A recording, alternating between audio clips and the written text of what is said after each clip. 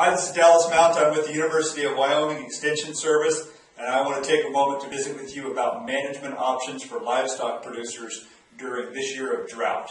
It's 2012, it's July 1, and we are definitely in a drought in the state of Wyoming. Much of the High Plains region is also in a drought, so what do we do when it comes to our livestock enterprises? Well, I realize we're a bit late in putting this information together. Hopefully you were starting to think about this in the middle of May when precipitation was getting pretty short, and maybe you've already enacted your plan. If you have, good for you. If you haven't, you're still thinking about some options, well, we'd like to take this moment and think through some of those options with you. So in order to do this, I've developed an example ranch that we're going to run through and discuss some various management scenarios for this ranch, how those might play out economically, how they might play out system-wide, impacts on other things in the ranch system as well. So this ranch might be similar to yours, it may not be. You might have a totally different set of resources than this ranch does, but a few things I hope to communicate through this is, one, a process by which we can look through the economics of this ranch and make these decisions from an informed way. And then secondly is looking at some of the numbers for this ranch, and maybe these numbers jive with what yours do, but maybe they don't. And so secondly, to motivate you to get your own numbers in order if you haven't already, and so that you can make these decisions for this year's drought from a more informed perspective. So let me just describe this ranch to you a little bit. Let's say this ranch is located in southeastern Wyoming, where I am here in Wheatland. It's a 300 cow ranch, and they run all their calves over to yearling. So essentially they have 300 cows. They keep each of those calves after weaning time. They typically winter those calves out, and then they run those calves out on grass the next year and sell them off grass maybe late August, early September. The ranch grazes out from May to October, and then they come back after the calves are weaned, and they graze regrowth on the hay meadows until January 1, when the cows then receive hay and the calves continue to graze out with perhaps a little bit of protein supplement. The ranch typically feeds 1.5 tons of hay per cow per year, and the ranch sells these yearling calves. And this year we're looking at, they sold 135 yearling steers weighing 875 and 92 yearling heifers weighing 825 in late August, and the ranch typically raises enough hay to meet their own hay needs. So here we are. It's 2012. The rangeland is only going to produce 10% of what's considered normal forage production, and the irrigation water supplies are also short, meaning that the ranch is only going to harvest 200 tons of hay instead of the normal 400 tons of hay that they need to feed their cow herd. So they're only going to harvest half of their normal hay yield. Therefore, the cows will be done with range on the 1st of June.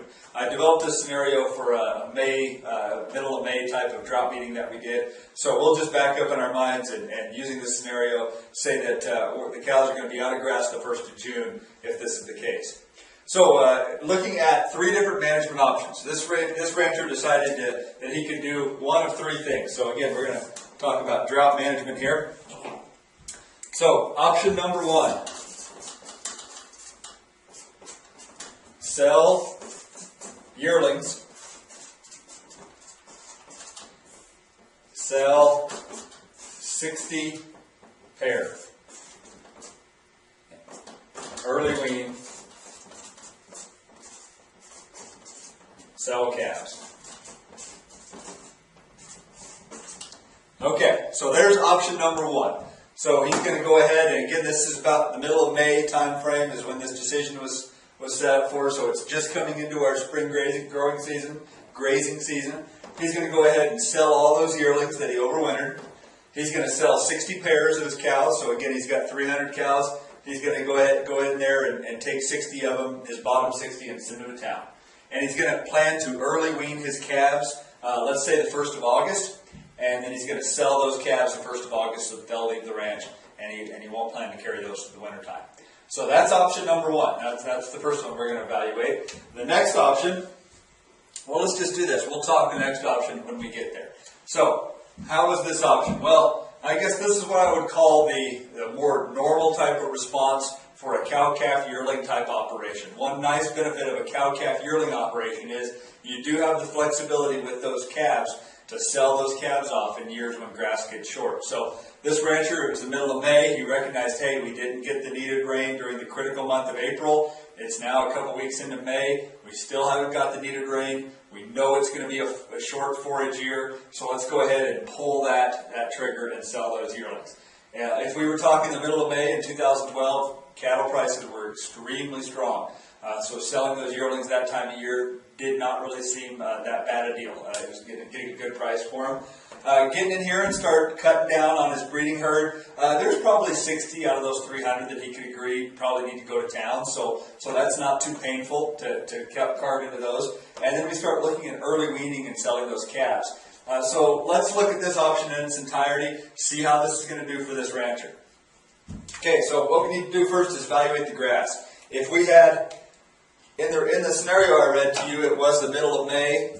The range only produced 10% of normal. So he's going to be done, if this option, he's going to be done with his rangeland in June 1 if he did nothing. So how much time does this buy him? Okay.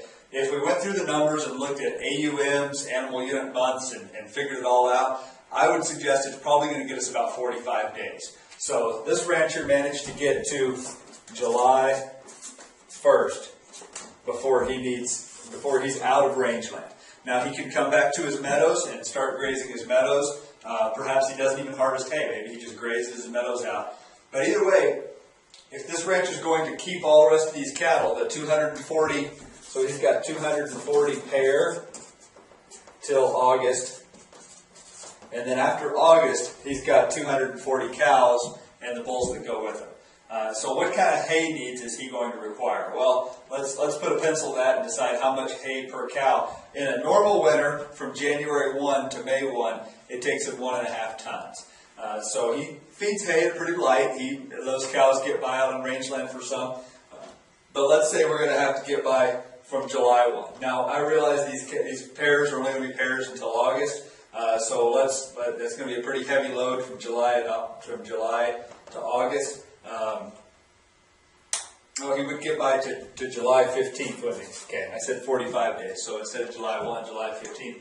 So for, until he weans those calves, let's say he weans those calves August 15th. So he's still got 30 days of hay for lactating cow-calf pairs. That's going to be pretty significant.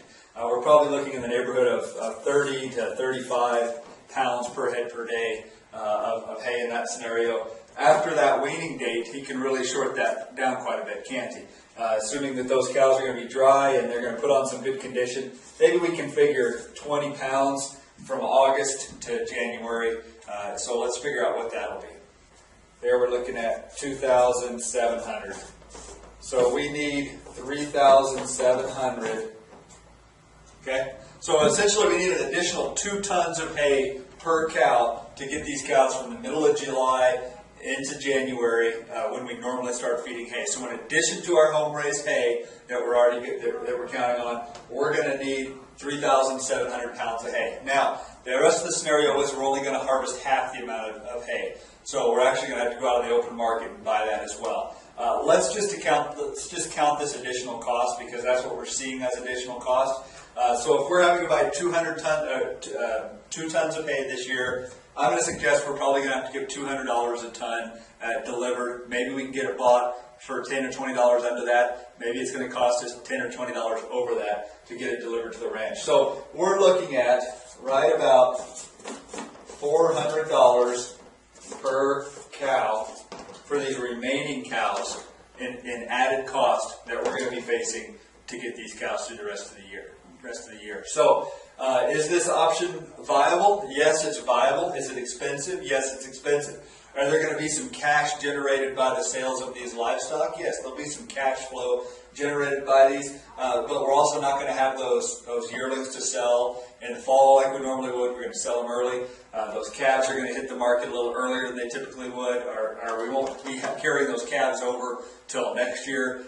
So we're going to be down on our inventory values. We're going to have a lot of cash flow from selling both the yearlings and the calves this year, but we're going to have a lot of cash flow out as well to buy this hay to get this cow herd through the year. So here comes an interesting question. What is the average return per cow in a normal year, in a good year? If this ranch looked at their 5-year historic profitability of this ranch, what would the average return per cow be for this ranch? I've run a lot of ranch financials the last few years. The low profit ranches are breaking, even during these years of high profitability in this business, high prices for our livestock. The low profit ranches are breaking even or losing a little bit of money per cow. The moderate profit ranches are making somewhere in the neighborhood of $50 to maybe $100 per cow. And in our high profit ranches, we've got a few ranches that are returning over $200 per cow. So if this ranch is a fairly good to medium profit ranch, let's assume they're making $100 per cow. Here we're going to have an added cost of $400 per cow for this year. So given this scenario, if every year following this is the same as what our previous years had been looking back, and say that $100 per cow was the last 5 years rolling average, okay, it's going to take this ranch 4 years to break even from this management decision on these 60 cows that they kept. Now, in addition to that, I'm assuming this ranch is going to be trying to build back up to their 300 cow number that they felt like they were at. So there's going to be some serious financial implications to this. Drought is costly no matter how you cut it, but there's going to be some serious financial implications to this, where it puts some real strain on this business for the next 4 to 5 years, I would envision. So that's scenario option number one. So let's move on and evaluate another option.